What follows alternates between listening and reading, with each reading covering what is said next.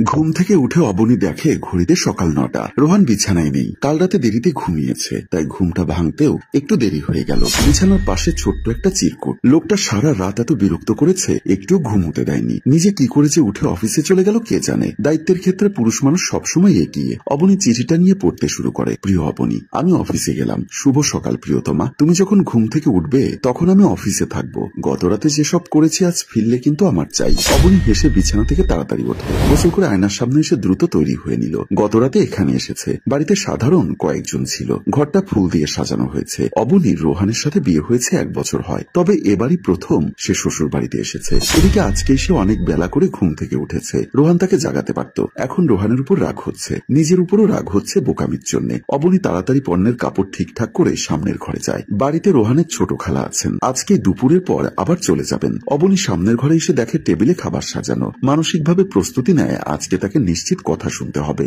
বাড়ির বউ কিনা প্রথম দিনই বেলা করে ঘুম থেকে ওঠে, আর এদিকে টেবিলে নাস্তা বানাতে হয় অন্য মানুষকে। এসব এখনকার সমাজে অস্বাভাবিক কিছুই না। অবনী বুঝতে পারে না কে নাস্তা তৈরি করলো। যেহেতু রোহানের মা হাঁটাচলা করতে পারে না, তিনি 7 বছর ধরে বিছানাবন্দি জীবনযাপন করছে। অবনী চুলটা খোপা করে রান্নাঘরের দিকে যায়। না, সেখানে কেউ নেই। রান্নাঘর থেকে বের হতে যাবে তখনই দেখে রোহানের বাবা গামছা দিয়ে হাত মুখ মুছতে মুছতে অবনীর সামনে এসে দাঁড়ায়। অবনী থতমত খেয়ে বলল, বাবা, সকাল থেকে মাথা ব্যথা, তাই বিছানা থেকে উঠতে দেরি হলো। রোহানের বাবা হেসে বললেন, সমস্যা নেই মা, নাস্তা বানানো হয়ে গেছে। তুমি এক কাজ করো, আগে ডাকো তোমার খালাকে, আর তুমিও খেতে এসো। আর হ্যাঁ শোনো, খাবার আমি তৈরি করেছি, তাদের কাছে সেসব বলতে চেও না। বোঝই তো কত মানুষের কত মন্তব্য থাকে। অবনী বলে, ঠিক আছে বাবা, আমি যাচ্ছি। একবার আম্মার ঘরে যাই। আম্মাকে খুব ভোরে ওষুধ খেতে হয়। অবশ্য ওষুধ দিয়েছে বাবা, তারপরও একবার খোঁজ নেই, জিজ্ঞাসা করি কিছু লাগবে কিনা। আর পাশে থাকা খালা শাশুড়িকে খাবার টেবিলে আসতে বলি। অবনী সবার সাথে টেবিলে বসে আছে। তখনই রোহানের খালা বলে, ইচ্ছা ছিল সকালে বউয়ের হাতে বানানো নাস্তা খাবো। তখনই অবনীর শ্বশুর উঠে বলে, সেই সকালে বৌমা উঠেছে, তুমি বাড়িতে আছো তাই সব খাবার তোমার পছন্দ মতো বানিয়েছে।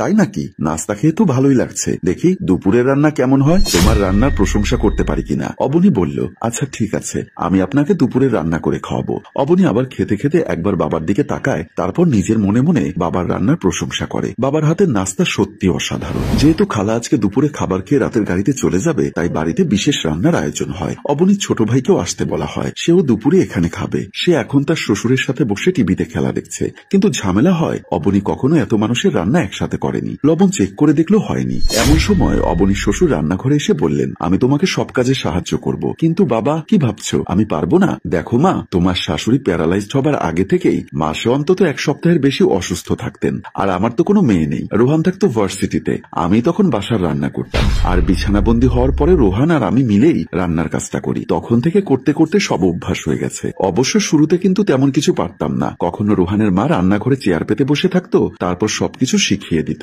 অবনী শোনে বাবার কথা। বাবার রান্না নিয়ে আসলে দারুণ সব অভিজ্ঞতা। নতুন নতুন আইটেম রান্না করা হয়। মাংসের 2টো পদ, মাছ 2 রকমের, পোলাও সাথে ফিরনি। দুপুরে খাবার টেবিলেও অবনীর রান্নার প্রশংসা হলো। রোহান দুপুরে চলে আসার কথা ছিল, কিন্তু পারল না। অবনী আর 1 পিস মাছ তুলে দিতেই খালা বলল, হয়েছে, আর খেতে পারছি না। কেন খালামণি, আমার রান্না কি ভালো হয়নি? কি হলো, আমাদের বৌমার রান্না তোমার ভালো লাগেনি মনে হয়? আমাদের বউ দেখছি ভালোই রান্না করে। আমি একটু বেশি খেয়ে ফেলেছি, আর খেতে পারছি না।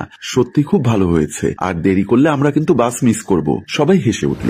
বাড়িতে এখন রোহান, অবনী আর বাবা মা। সন্ধ্যায় অবনী সবার জন্য চা বানিয়েছে। প্রথমে মায়ের ঘরে চা দিয়ে আসে। বাবা পাশে একটা বই পড়ছেন, ওনাকেও চা দেয়। এরপর 1 কাপ চা নিয়ে নিজের ঘরে যায়। রোহান বারান্দায় বসে আছে, ওখানে বসে সিগারেট খাচ্ছে। অবনী সিগারেট কেড়ে নেয়। ঠিক হচ্ছে না কিন্তু, সিগারেট দাও। অবনী বলে, আজকে থেকে ঘরে বসে কোনো সিগারেট খেতে পারবে না। দেখো অবনী, এটা ঘর না, বারান্দা। এখানে বসেই আমি সিগারেট খাবো। তুমি একটা নিয়েছো তাতে কি, আমার কাছে আরো সিগারেট আছে। রোহান পকেট থেকে সিগারেটের প্যাকেট বের করে আরেকটা সিগারেট জ্বালাতে যাবে, তখনই অবনী বাবাকে ডাকে। রোহান বিব্রত হয়। পরক্ষণেই বাবাকে দেখেই রোহান নিচে সিগারেটের প্যাকেট ফেলে দেয়। রোহানের বাবা এসে বলে, রোহান, এরপর থেকে তুই বাসায় সিগারেট খাবি না। রোহান বলে, ঠিক আছে বাবা। বাবা যেতেই অবনী হেসে ওঠে। রোহান মনে মনে বলে, দেখাচ্ছি তোমাকে মজা। এরপর মায়ের কাছে যায় বাবার নামে বিচার দিতে। মা, বাবা সিগারেট খাওয়া নিষেধ, তবু সে দোকানে গিয়ে সিগারেট খায়, রোজ খায়। রোহানের মা শুনেই ফায়ার, তার বাবাকে ডেকে কৈফিয়ত চায়। অবনী ঘরের পরিবেশ দেখে হাসছে। চা ইতিমধ্যে ঠান্ডা হয়ে গেছে। অবনী হাসতে হাসতে শেষ। রোহানের বাবা বলে, অবনী শোনো, তুমি বিচার করো মা,